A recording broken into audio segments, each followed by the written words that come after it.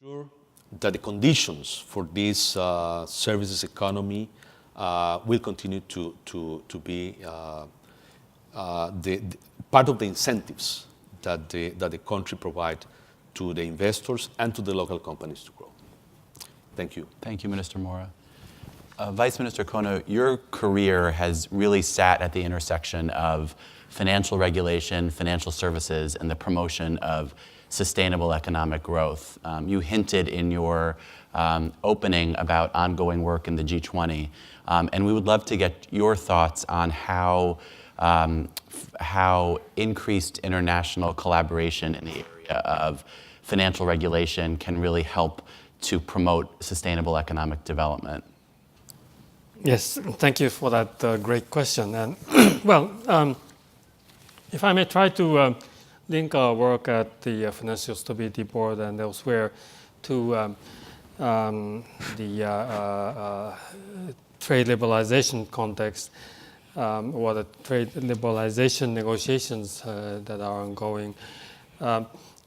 Let's say for the advanced economies, at the end of the Uruguay round, there were relatively few limitations on market access or national treatment, at least in those schedules of commitments submitted by countries.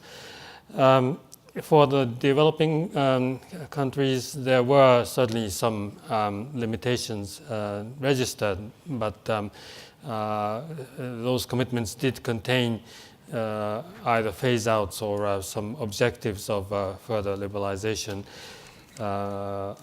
as we go down the road. But then what came about was, of course, starting with the Asian financial crisis and then a more globalized crisis, Lehman's shock, and so on. And we're here today. In the financial regulatory world, of course, we have been working quite hard to either re-regulate or review all the what we call broadly prudential measures,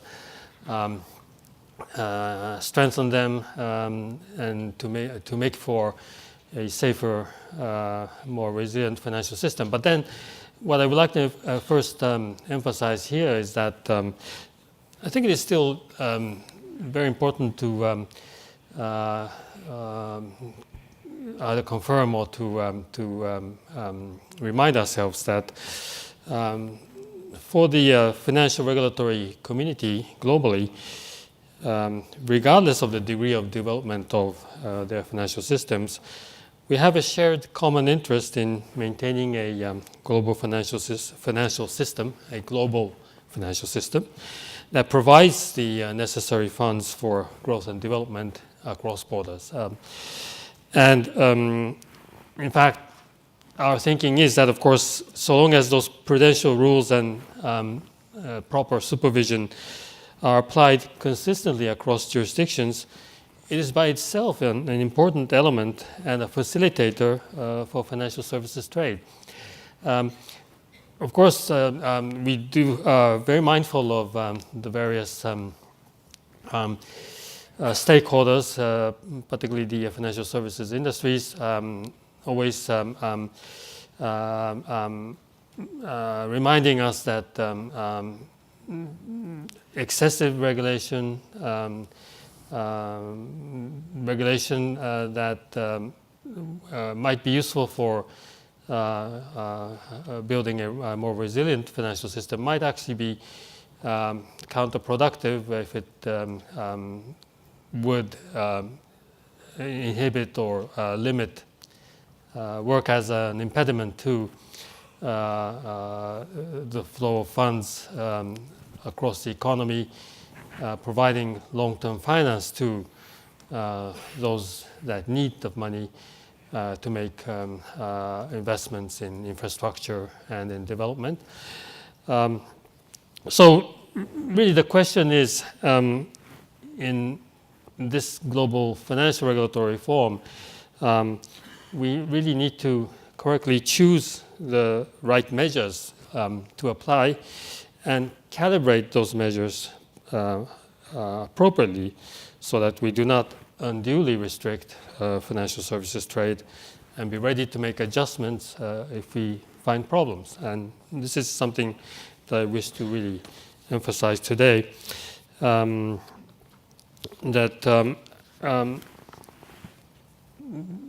course, we have a problem of data. We have a problem of not knowing perfectly well how the system works on a global scale.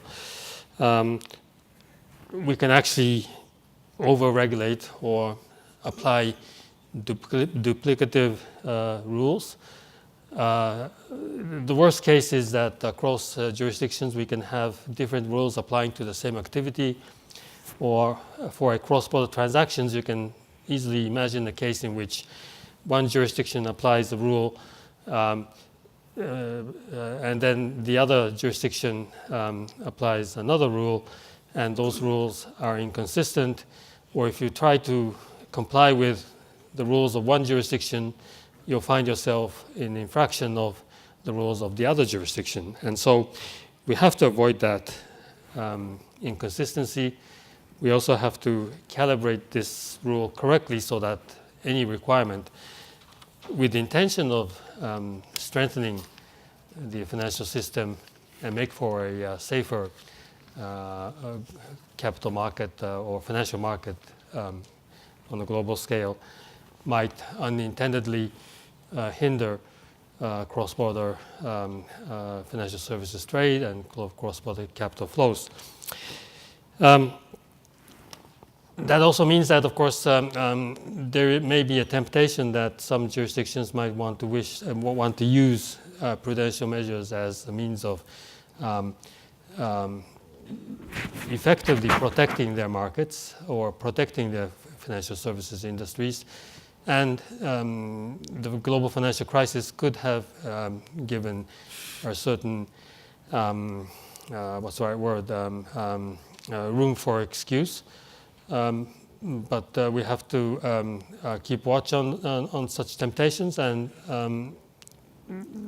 well, at least I've been on the Financial Stability Board for more than 6 years now.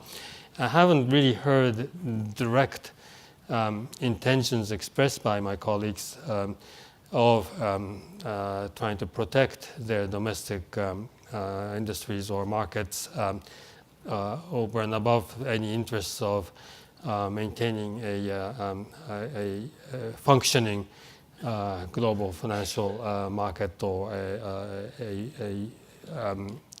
free flow of capital across borders. But the danger exists, so we have to be mindful.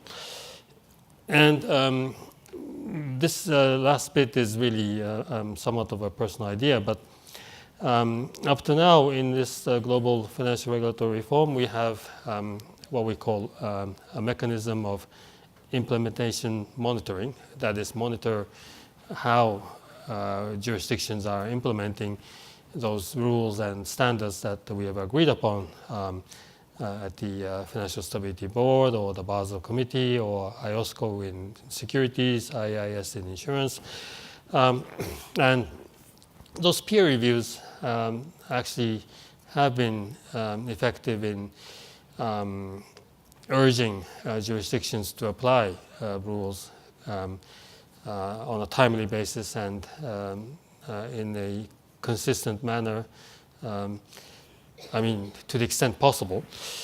But those reviews or implementation monitoring exercises have not been conducted from a certain viewpoint of trade liberalization or whether those measures have actually had the effect of limiting or restraining financial services trade.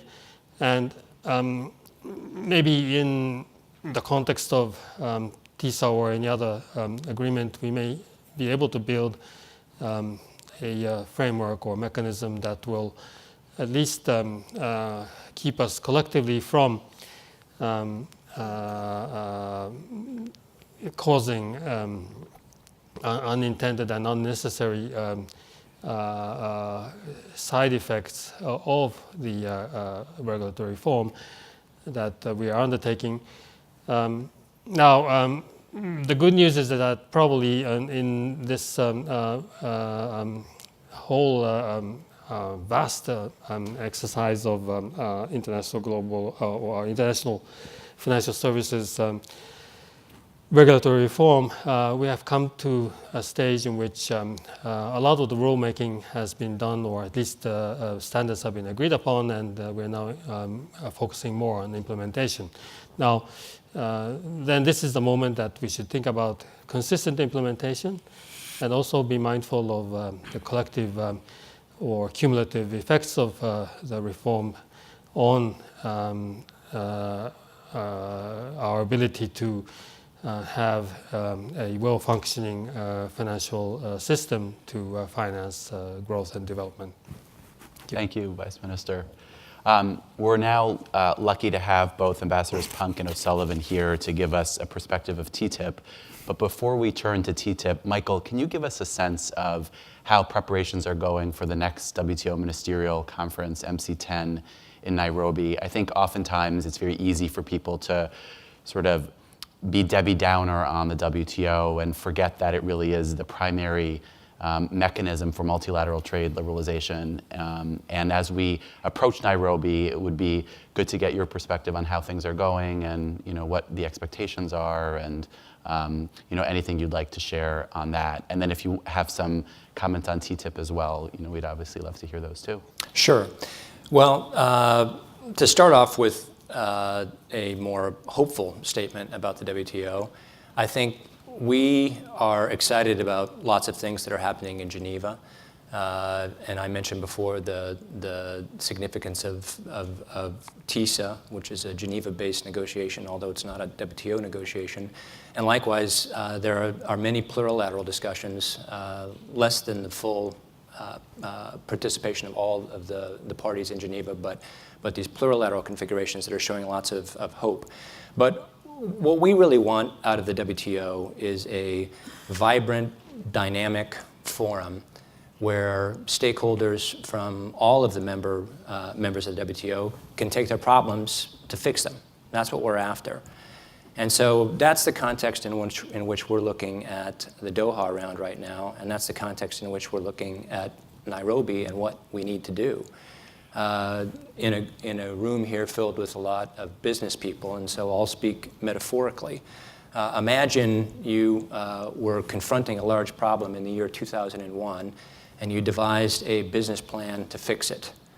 And imagine 12 years later, say in 2013, that business plan still was showing zero evidence of being able to address the problem that you were trying to fix. Imagine at that point that you said, well, we'll give it 2 more years, and we'll really give it yet another effort. We'll be very intensive in our discussions to see if we can move the discussion forward. But at the end of those 2 years, say, for example, today, there still was zero evidence that your business plan was working. And you then went into a board meeting, and your shareholders said, what is your recommendation? And you said, our recommendation is to continue to do exactly the same thing. I don't think many business people would survive that type of a recommendation because it would be silly. And yet that's exactly what a dynamic that we're seeing in Geneva of seeking to reaffirm an architecture in Doha that has demonstrably failed for 14 years to move problem solving forward in these admittedly very important areas. And so what we hope will happen in Doha is that there is an effort by all of the members of the WTO to get beyond this architecture that has not produced success. And we're particularly hopeful of that because we can see other ways of doing things that are producing real results. For the first 2 years that I was in Geneva, I was visited by almost nobody from the United States of America. Because I don't think anybody thought that there was much going on there that they should be paying attention to. That started to change when we started engaging in these plurilateral discussions. I think people saw things like the Information Technology Agreement and the Environmental Goods Agreement and TISA as being problem-solving forums that made them hopeful that they could go get something done. And so we see that as being one pathway that could be very, very productive in making Geneva a vibrant place for problem solving, which is what we want it to be. Very briefly on TTIP. TTIP, I think, for about the last 18 months, has not been moving forward as constructively and ambitiously as both we and the EU want. And last spring, Ambassador Froman had a meeting with Commissioner Malmström where they discussed this issue very directly. As a result of that meeting, we've worked very hard over the course of the summer with our European counterparts to address the things that we think have been keeping TTIP from moving forward as rapidly as we want. We came up with very tangible ideas for how to move the discussion forward more productively. Ambassador Froman and Commissioner Malmström met here in DC about a month ago to talk about how to operationalize those ways forward in very tangible ways. And today in Miami, our negotiators are meeting together in an effort to do exactly that, operationalize new ways forward in TTIP that will make it move more productively. Those discussions are still underway this week, but based on the things that I'm hearing initially, I think there's a lot of reasons to be hopeful that we are putting this thing on a more constructive pathway. And so we'll see how the week goes in Miami, but we're optimistic on that front.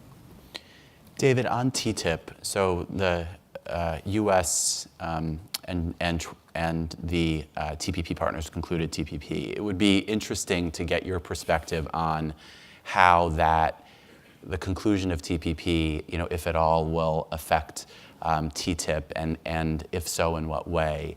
And it would also be very interesting to get your perspective on, you alluded to this in your opening remarks a little bit when you were talking about public services, but it would be interesting to get your perspective on the political dynamics surrounding TTIP in Europe.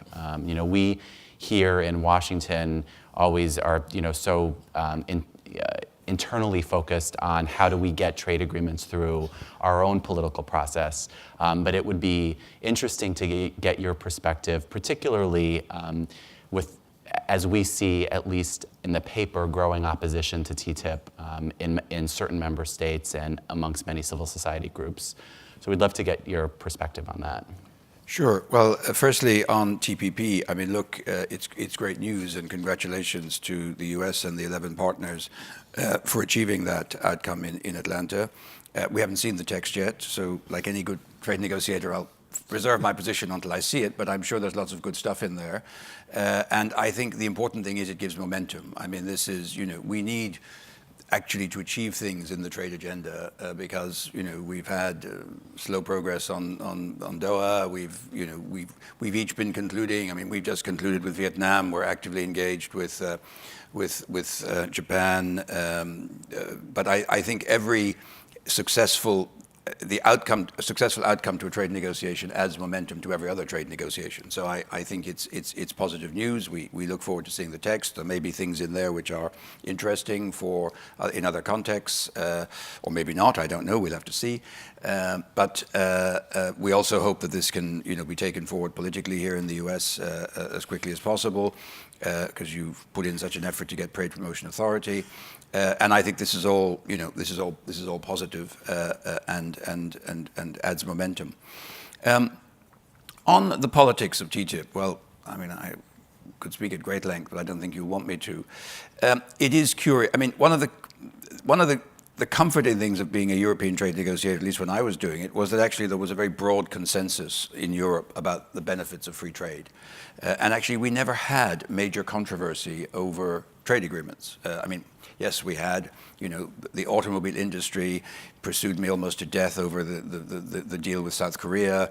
The Irish Farmers Association still haven't forgiven me for, what we did or offered in Geneva on agriculture. But I mean, these were sectoral interests, but there was a general consensus that good trade deals were in Europe's best interest, and that by and large the trade deals we were doing were generally well received and were approved relatively easily through the political process.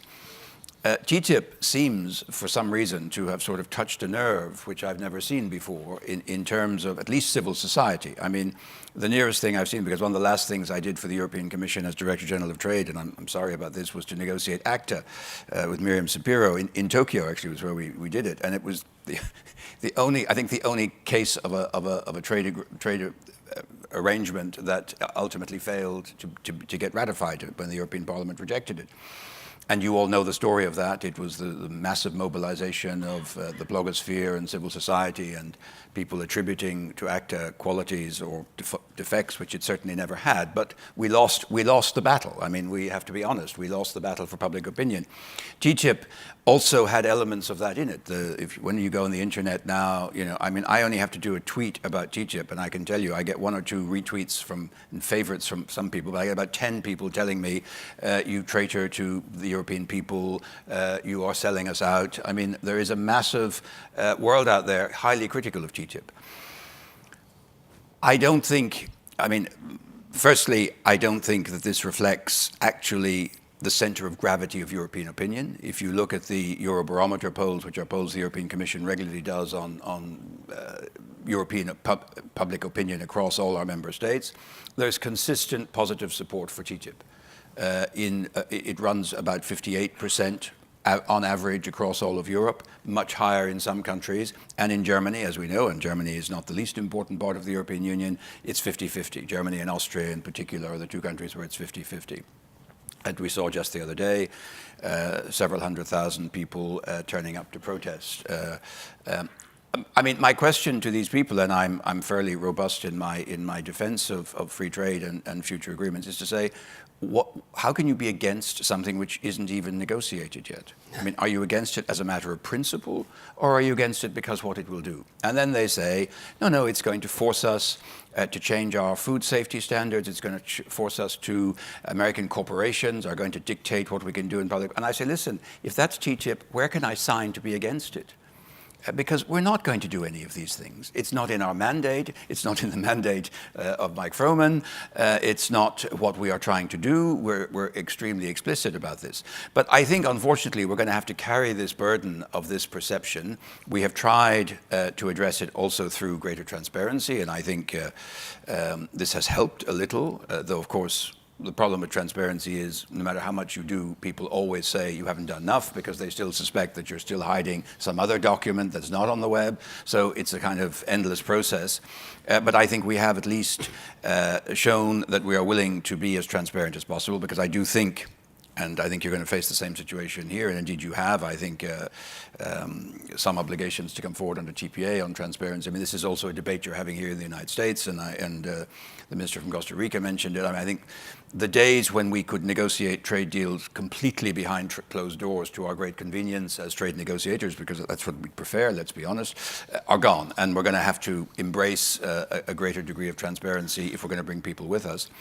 But I think we have managed to chip away the sort of TTIP myths. We chipped away the chlorinated chicken, which has now disappeared.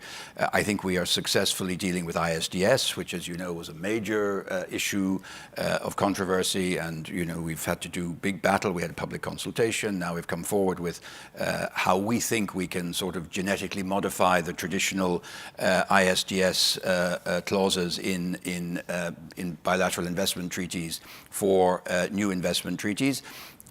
We'll have to see. We'll propose this to our negotiating partners. They may like it or not like it, but it's a starting point. But at least we're able to be back at the table, whereas we were absent from the table on this issue for many months. But we weren't absent doing nothing. We were trying to build a new consensus around the ability to have these clauses, even if changed in terms of the outcome. So I think we have to just progressively work our way through it. One thing I'm absolutely clear about is that when we conclude and when we have a text which we can sell, I think it will be approved. I don't think that there is a fundamental opposition to good free trade deals. There will be a test case coming with the Canadian agreement, which is working its way through our system, and I think will come for sort of signature and approval by the European Parliament in the spring of next year. I think it'll be a tougher battle than we've had in the past. I think we have to admit that it's, we had a little bit easy perhaps in the past, partly because the way we negotiate in Europe is we do a lot of upstream coordination. I mean, we really invest heavily because we've got 28 member states, we've got the European Parliament. We rarely conclude a deal that we haven't really figured out, yes, this deal is sellable. So that's why the downstream work has tended to be easier. I think on this occasion, no matter how much upstream work we have done with our sort of stakeholders, the member states, industry, interested groups, the Parliament, I think we may still find that there will be a public opinion battle to fight on TTIP, which we haven't necessarily had to fight on other agreements. And I think we're ready for that. But it's not easy because it's always easy to make the lie, to make the allegation, and it's sometimes difficult to disprove it but at least when we have a text and we can actually demonstrate what this deal does and what it does not do, I think it will be much easier actually to persuade public opinion. And I do conclude on an optimistic note, which is I just note that I don't think that TTIP is actually declining. I think support for TTIP is actually increasing, going back from where we were, say a year ago. So I think we're on the right track. But it is going to be a tougher battle, probably ultimately, to see this through the democratic process when we finally get a text, hopefully in the course of next year, than it was in the past, and that's something that we're going to have to adjust a bit our modus operandi as trade negotiators, the Commission, the member states, in order to be much more aggressive, I think, in the defense and the explanation of why these deals are good, why they are to everyone's benefit, and why without them, the European Union, as would be the case for other of the advanced economies, will not be able to offer the prosperous and employment-rich future to our citizens that we need. Thank you, David. So we have 12 minutes and 26 seconds left of this session. Why don't we turn it over to the audience to ask questions of our panelists? I'm sure a lot of people have things on their minds. I don't know, how are we? Yes. Ambassador Punke said that it's silly to do the same thing again and again when it's been seen not to work. And unfortunately, that's a little bit true of all services negotiations at the WTO and in the regional context. Can I ask you to just identify yourself too, just so that we know? I'm Aditya Matu at World Bank, Thanks. co-collaborator with Hamid and everybody else on the services database. Thank you. But this is not a question about the database. It's about trying to get meaningful liberalization in services. And my question is that we have seen that what really induces meaningful integration of services markets is meaningful regulatory cooperation. I think the safe harbor is a great example of a situation where you had collaboration between regulators and data flowed. It wasn't an international agreement, not the GATS, but the safe harbor that ensured that data flowed. When that was threatened, data's flows have been threatened. Now, Vice Minister Kono spoke about regulatory cooperation, and I think there were wonderful examples of how differences in regulation matter. But I think the more serious omission is regulators in one jurisdiction not taking into account the consequences for consumers and others. As you saw within the European Union in the context of, for example, the ICE failure, and as you're seeing in the context of the TTIP negotiations. So my question is, when we have so much evidence that it's regulatory cooperation that delivers successful liberalization, why do we continue to negotiate in the same old way and not put greater emphasis in international cooperation on regulatory cooperation? Who wants to take that question? Sorry, Michael, go ahead. No, I mean, I agree that I think success in the services sector has many dimensions that are, unlike tariffs, which are kind of fairly straightforward, so services is more complex. And I think you're right. investment rules count, because much of services passes through people establishing themselves in other jurisdictions. So you need investment, you need mobility, not just mode 4, but the whole question, unfortunately, of visas. And we all know how sensitive this is in all our. But I mean, if you can't have the people who can move to accompany the services and the needs, then that doesn't work either. And you're absolutely right. I think regulatory cooperation is another important element. So I think that the modern agreement, and I think with TTIP, this is exactly what we're doing. We're addressing, we cannot address the mobility issue within TTIP, but I think we have made it clear that we will try to address it in parallel once we've reached a conclusion. And regulatory cooperation is absolutely at the heart of what we're doing. So I think this is crucial. Not simple, because we know that then you get into some sensitive areas, and you only to see the public reaction to TTIP is partly a fear that somehow we're going to give up autonomy over regulation, which neither of us are going to do. But what we're hoping is we can build a process of cooperation and upstream discussion about how we implement, either how we implement commitments or how we develop new standards in a way that we will try to minimize any clash between our respective systems. Michael, did you want to? Well, I agree with a lot of that. I think TTIP is the best example of a place where we're trying to address specifically the concern that you raised. And we're doing it in a way that, first of all, as David pointed out, and it's important to reiterate this every time this topic is raised, neither the U.S. nor the EU has any interest in doing something that undermines the ability of the other to regulate in the public interest, period. They don't want to do it. They don't want to make us do that. We don't want to make them do that. It's not something that is being discussed in TTIP, period.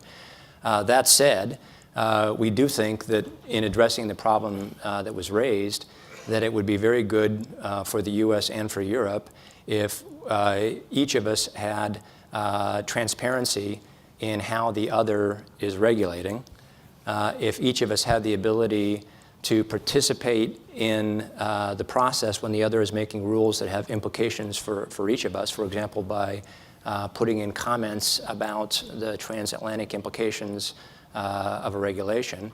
And we think that regulators should be accountable in the sense that they should have to explain to us, all of us, how decisions are made and how this type of information was taken into consideration. So that specific discussion in terms of regulatory coherence is very much at the core of what we're doing in TTIP. Vice Minister Kono. Thank you. Actually, that is an extremely important point. And well, at the G20 level, if you look at past declarations or communiques issued by leaders and also the finance ministers and central bank governors, there's almost always a line referring to deference to each other, and also the need to apply consistent rules and also to mutually recognize our rules and also our supervision, so that we don't add inconsistencies or layers after layers of regulation upon each other. And I must say, at the very general level, we agree. Now, when it comes to the details, there's always a difficulty. What we are now trying out, actually, with our colleagues in Europe, is to have a EU-Japan agreement that contains a certain element of regulatory cooperation in a legally binding free trade agreement. Now, we want this to be successful. Now we can try out with other jurisdictions as well. But in the meantime, of course, at the G20, we have this principle in mind, and we are working very hard. It's taking more time than ideal, probably, but this is not, of course, forgotten in our collective work to address those financial system issues. Thank you. Minister Mora? Yes, well, from the perspective of a small economy, of course, the regulations and all this regulation and the fragmentation of the system, it's a major issue because it's very costly, of course, for companies, especially small in scale, to move through all this complexity regulation framework. What we have been doing in Costa Rica is approaching, in our case, we're approaching the OECD. We approached the OECD a few years back, and early this year we received finally the invitation to become in the accession process. So one of the good reasons that we have to join the OECD is by being part of this regulatory discussion where best practices and deregulation is one of the agendas. So I think that this has to be a very complementary approach from some of the multilateral entities and other plurilateral entities like OECD, because there's a lot of synergies in there. Thank you, Minister. So we have, we're running out of time. Let's do one more question. I think somebody on this side of the room. We'll do one more question, quick question, and 4 quick answers. Sure, it'll be very quick. Rick Johnston with Citibank. To continue with the theme, Minister Kono, you rightly point out the FSB is sort of at the fulcrum or the heart of this. The B20 Financing Growth Task Force has now prepared a recommendation that the FSB develop a model, MOU, for financial regulatory consultation. And it strikes me that what we're all hearing here today is it's almost more a matter of process, not the question of the regulations themselves, but the process by which the regulations are crafted that is most important. And I think this B20 recommendation, quite frankly, is a very concrete proposal to take it beyond the continuing observations that, yes, we don't have regulatory cooperation, we should, but it stops there, and it's stopped there for the past 8 years. So I would highly recommend serious consideration of this B20 Financing Growth Task Force proposal. It's designed by the Global Financial Markets Association. It's endorsed by the International Institute of Finance, and I think is well worth considering, not just in financial regulatory processes, but also in all the other regulatory issues. It's about process, and I think this is where our trade agreements and where our governments really should be focusing. Thanks. Vice Minister, did you want to make a comment on that, or? Yes, thank you for that. Actually, of course, we appreciate the proposal or the suggestion. And I won't be as pessimistic as that in the sense that we have made no progress, because we have actually worked quite hard with our bilateral partners or with our partners bilaterally. And in the Asian context, we do have regional cooperation arrangements that may not answer all of your questions, but at least will go a certain distance in making it possible. Now, what we find ourselves trapped in, if I may use that term, is that we have the willingness, we have even the means to do it. We also have actually a fair amount of MOUs concluded with other regulatory agencies, but many of our hands are actually tied by hardwired legislation in some jurisdictions, or a certain inability to adjust given all the domestic political constraints that are imposed on regulators in various jurisdictions. Well, we are not the exception, of course. We also find our hands tied in certain ways, but that might amount to actually a need at the political level to confirm again that this has to be done, and maybe even give us a deadline. But let's say we are actually working along those lines, and we have been doing this for quite a while. Thank you, Vice Minister.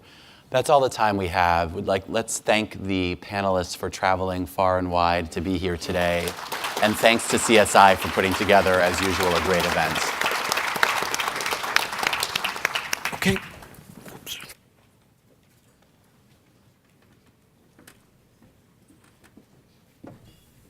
Okay, thank you very much to our panelists. Thank you, Demetrios, for leading a great discussion. We are now going to move to a 20-minute coffee break.